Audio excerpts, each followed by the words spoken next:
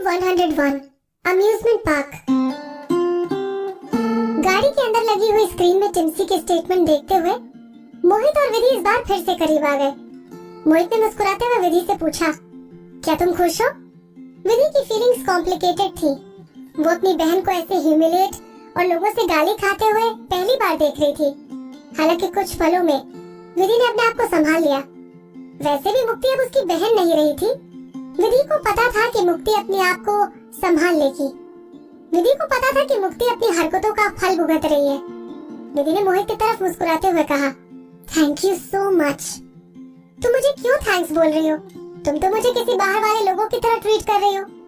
मोहित उसके thank you से खुश नहीं था। वो उससे पूछता हुआ बोला, क्या तुम अपने आप को किसी और तरह एक्सप्रेस करना चाहोगी? विधि की बोलती बंद हो गई। मोहित उसे किस तरह से एक्सप्रेस करने की एक्सपेक्टेशन लगाकर बैठा था। विधि को अपने इमोशंस एक्सप्रेस करने नहीं आए। हालांकि उसने पेशेंट रहने का डिसाइड किया और मोहित के फ्लो के साथ बढ़ते हुए बोली, मैं अपने आप को कैसे एक्सप्रेस करूं? मोहित कुछ पल सोचने के बाद बोला, मेरे साथ कहीं मजे करने चलो। विधि ने उसकी बात सुनकर लंबी सांस छोड़ी। अगर मोहित पहले से बनाए हुए प्लान में शामिल होने की डिमांड रखता तो विधि उसको आसानी से मना कर सकती थी, लेकिन उसके साथ कहीं मजे करने जाने के लिए अगर विधि मना करती तो मोहित को बुरा लग जाता। विधि समझ गई कि मोहित ने बाहर मजे करने के लिए जानबूझकर पूछा, जिससे कि वो उसको मना न कर पाए। ठीक है, विधि ने कहा। वो मोहित से तो नहीं, लेकिन अपने आप से जरूर कह सकती थी। वो अपने आप से बोली, बॉस, अब आप बच्चे नहीं रहे। क्या आप जैसे लोगों को अम्यूजमेंट पार्क में खेलना अच्छा लगता है? वो अपने आप से ये बात कहकर चुप हो गई। कुछ दिनों बाद मोहित अच्छा मौसम देखकर विधि को अपने साथ अम्यूजमेंट पार्क ले गया। उस टाइम तक विधि थोड़ी बहुत पॉपुलैरिटी के साथ एक सेलिब्रिटी बन चुकी थी, इसीलिए विधि का ध्यान रखना जरूरी था। उसको अम्यूजमेंट पार्क में कोई पहचाने ना।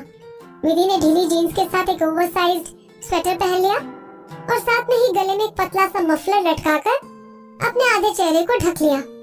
बल्कि लोगों से बचने के लिए विधि ने एक बड़े फ्रेम का चश्मा भी पहन लिया। वो क्यूट लग रही थी, लेकिन किसी ओल्ड फैशन स्कूल गर्ल की तरह।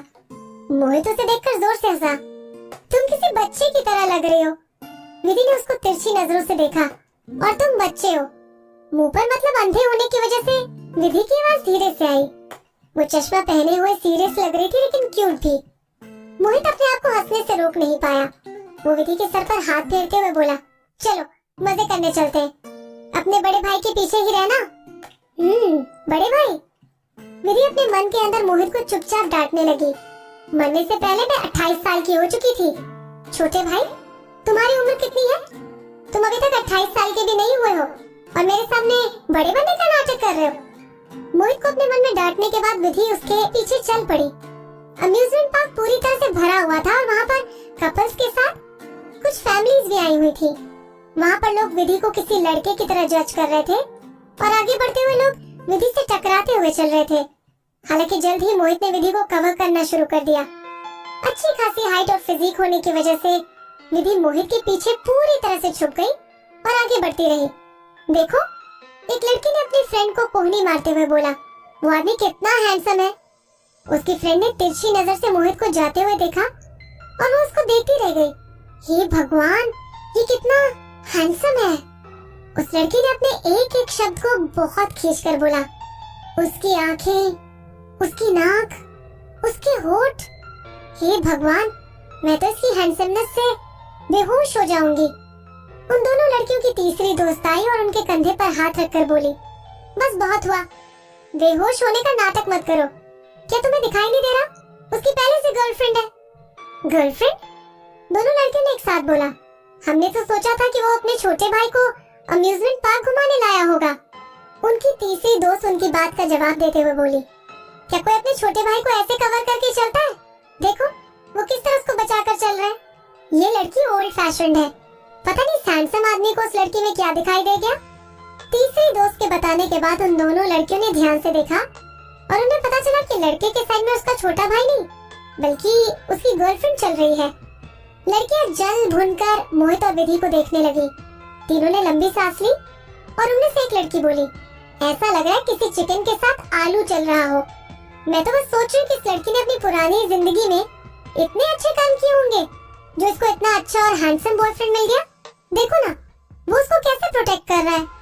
विधि और मोहित को देखने के बाद उन तीनों लड़कियों को महसूस हुआ कि वो आदमी अपनी गर्लफ्रेंड को लोगों की नजरों के साथ उनके धक्कों से भी बचाकर चल रहा था। He is a pure gentleman.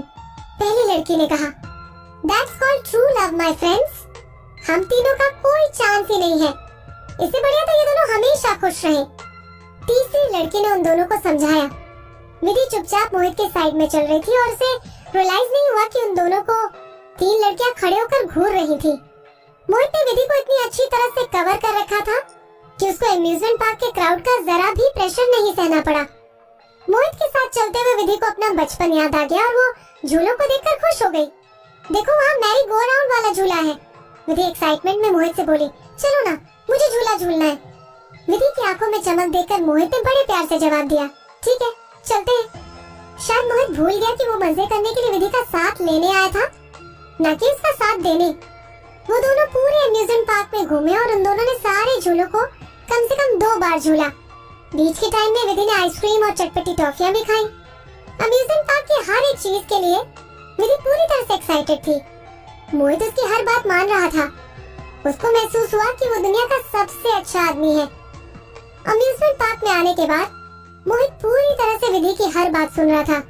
थोड़ी देर बाद विधि खाली हाथ उसके आगे चल रही थी और मोहित विधि के पीछे अपने हाथों में coloured balloon, cotton candy, soap bubbles को पकड़कर घूम रहा था। बेटा विदुषी, तुम कितने जन्मों से अम्यूजमेंट पार्क नहीं आई हो? विधि को खुश देखकर मोहित ने अपने आप से सवाल किया। मोहित चुपचाप उसको जज करता रहा, लेकिन विधि उसकी नजरों के सामने से एक पल के लिए भी नहीं हटी। असलियत में मोहित को नहीं पता था कि विधि आज से पहले कभी अम्यूजमेंट पार्क नहीं आई थी। अपनी पुरानी जिंदगी में जब वो ऑर्फनेज में रहती थी, तब एक बार ऑर्फनेज की हेड ने अनाउंस किया था कि ऑर्फनेज के टॉप 10 बच्चों को अम्यूजमेंट पार्क जाने को मिलेगा। उस समय अम्यूजमेंट पार्क जाने के लिए विधि ने अपनी सारी कोशिश शुरू कर दी। वो ऑर्फनेज के ग्राउंड को रोज सुबह साफ करना शुरू कर देती थी और रात तक जाकर अपना होमवर्क रिवाइज करती थी। उस समय विधि ने आर्टिस्टिक परफॉर्मेंस में पार्टिसिपेट करने से भी पीछे हाथ नहीं किए। विधि ने मुक्ति को बताया कि वो कभी अम्यूजमेंट पार्क नहीं गई है और वहाँ जाना चाहती है। बीमार मुक्ति जलन से भर गई और उसने अपनी बहन विधि से बोला, मैं तो वहाँ नहीं जा पाऊंगी, तुम वहाँ मेरी जगह चली जाना और वापस आकर मुझे सारी चीजें बता देना। विधि ने मुक्ति का हाथ पकड़ा और अपना सिर हिलाते हुए बोली, कोई बात नहीं मुक्ति, मैं वापस आकर तुम्हें हर एक झूले के बारे में बताऊंगी। विधि मुक्ति की जलन को नोटिस नहीं कर पाई। विधि अपना काम अच्छे से करने लगी और आखिर में उसने टॉप 10 अम्यूजमेंट पार्क जाने वाले बच्चों में अपनी जगह बना ली। हालांकि जिस दिन उन्हें अम्यूजमेंट पार्क निकलना था, उससे एक रात पहले एक ऐसा हादसा हो गया जिससे विधि ने अम्यूजमेंट पार्क जाने के लिए मना कर दिया। मुक्ति रात को बेड पर सोते हुए जमीन पर गिर गई और उसको हार्ट अटैक आ गया। मुक्ति बहुत देर तक जमीन पर लेटी रही। उसको ऐसे दर्द में देखकर विधि ने अम्यूजमेंट पार्क जाने के लिए मना कर दिया और अगले पूरे दिन वो मुक्ति के साथ बैठी रही। आरव कपूर ने उन दोनों को अडॉप्ट कर लिया और कुछ दिनों बाद विधि ने आरव कपूर से बोलकर अम्यूजमेंट पार्क जाने का मन बना लिया। हालांकि आरव कपूर इन दिनों बहुत फेमस हुआ करता था और जिस दिन वो अपने साथ मुक्ति और विधि को अम्यूजमेंट पार्क लेकर गया, उस दिन आरव कपूर ने पहले से ही अम्यूजमेंट पार्क को खाली करवा दिया था। कुछ अरेंजमेंट के बाद अम्यूजमेंट पार्क इन तीनों के लिए पूरी तरह से खाली था। आरव ने मुक्ति और विधि को वीवीआईपी ट्रीटमेंट दिलवाया, लेकिन झूले खाली होने की वजह से विधि का मन फिर कभी अम्यूजमेंट पार्क जाने का नहीं किया। हालांकि इस बार मोहित के साथ अम्यूजमेंट पार्क आने से विधि को पता चला कि असलियत में अम्यूजमेंट पार्क होता कैसा है। अम्यूजमेंट पार्क में लोगों के खुश चेहरों को देखकर विधि को जिंदगी की असली खुशी समझ आई।